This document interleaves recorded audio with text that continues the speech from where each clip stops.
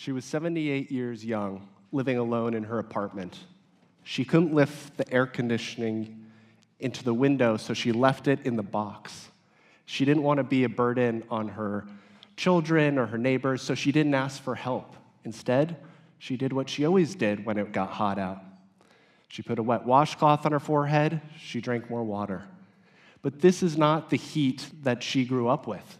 This is a time hotter now than any previous time in human history. And as it got hotter, she got nauseous and dizzy. She reached for the phone to call 911, but it was too late.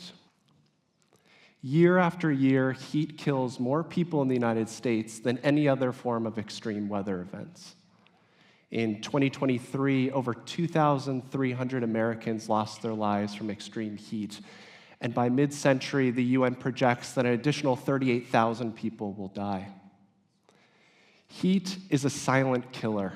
It exploits the most vulnerable in our society. It's the combination of heat vulnerability, older age, and social isolation that causes the most deaths. A quarter of Americans over the age of 65 are socially isolated. And heat wave after heat wave, study after study shows us that this combination of older age, health vulnerabilities, and social isolation are the greatest risk factors to dying from extreme heat. Dr. Eric Klinenberg, in his book looking at the 1995 Chicago heat wave, uncovered an interesting fact. Neighborhoods with strong social ties, regardless of income level, saw far fewer heat deaths. This is not a story of hopelessness and despair. This is really a story about how we will build heat resilience across society. But what will it take? The social ecological model is an incredibly powerful public health framework to help us understand where we can make meaningful impacts in our society. Think of it as our roadmap to our collective survival in a warming world. But too often, our heat actions take place at the poles of this framework, sky-high policies or individual preparedness, and we leave such a gap by ignoring these spaces in between. We create more than just a gap. We create a chasm in which our most vulnerable fall. So let's climb this framework together, level by level, to discover how each step holds a unique opportunity for building heat resilience. So starting with the individual. If you've encountered heat-related guidance, it's probably been something like this. Avoid the sunlight, stay indoors in your air conditioning, drink more water, avoid exercise, take a cold shower. As an individual society, it's not surprising that individual solutions come as almost instinctual. And yet, for each recommendation, people face insurmountable barriers. And for each thing they cannot do, they're made to feel personally irresponsible. I'm not saying personal preparedness is not critical. It is. But when so many of us face financial, physical, social, and psychological barriers to staying cool and safe, we need more than just a list of recommendations.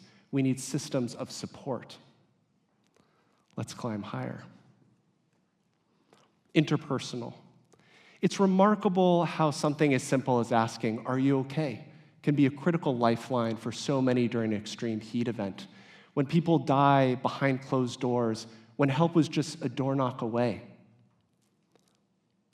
Our daily lives are filled with casual interactions, which ultimately save lives, but when the heat increases, we retreat into air-conditioned spaces, away from those that need our help. The actions that save lives are quite simple.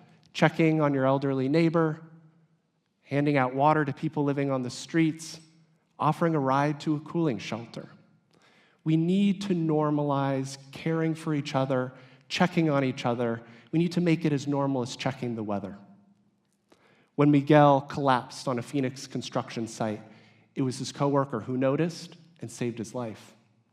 When Joshua was stumbling around after a jog, it was a bystander who noticed and saved his life. We are all heat first responders if we choose to act. Because here's the truth. There is no app, no alert system, no automated messages that can replace the power of human connection. Let's move higher. Institutions. So think about the places you visit throughout the week. The grocery store, your doctor's office, your workplace, a house of worship. All of these present incredible opportunity to build heat resilience.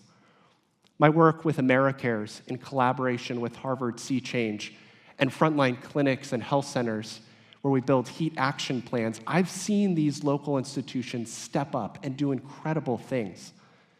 Picture this: a clinic partners with a local coffee shop to offer water to people experiencing homelessness. Another distributes misters, water bottles to people on the streets. Another has their staff go to patients' homes and check in on them during a heat wave.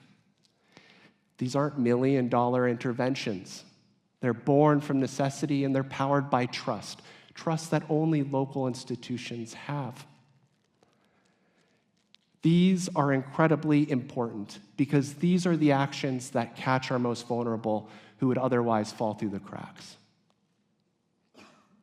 Let's go higher, community. So the community is where all the previous levels come together in really synergistic ways to create a culture of caring. The cooling shelter is a perfect example. An institution or agency can set one up, but if the development and implementation does not include the community that will use the space, then the cooling shelter is often located in the wrong part of town, or it's not a welcoming space, and thus it's underutilized. A cooling shelter developed through genuine partnership becomes an extension of the neighborhood, an institution in itself. This approach is critical because it recognizes that the best community solutions come from the communities themselves. And it's the role of those outside the community to really amplify the community voices, to provide resources, technical guidance, and to bring communities together to learn from each other. And here's where a really exciting opportunity exists. Climate research provides untapped opportunity for community-to-community learning. Climate projections show that by 2050, London will feel more like Barcelona, Spain. Portland, Oregon will experience the heat of San Antonio, Texas, and Madrid will have a climate like Marrakesh, Morocco. While this might be sobering to take in, hidden within this data is hope. Can Barcelona help London prepare for tomorrow's climate? Can San Antonio, Texas, teach Portland, Oregon how they're dealing with heat? Can Madrid adopt the incredible traditional architecture of Marrakesh, Morocco? Let's move higher.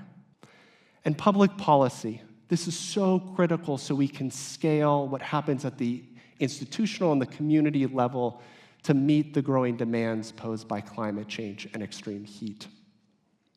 We need occupational heat standards that protect workers from dangerous conditions.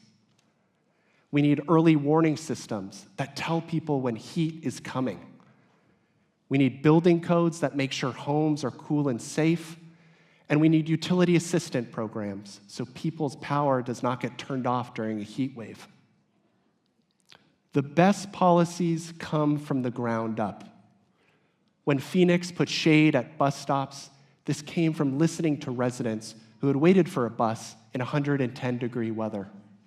When Oregon adopted the most comprehensive worker protections, it came from years of advocacy from farm worker communities.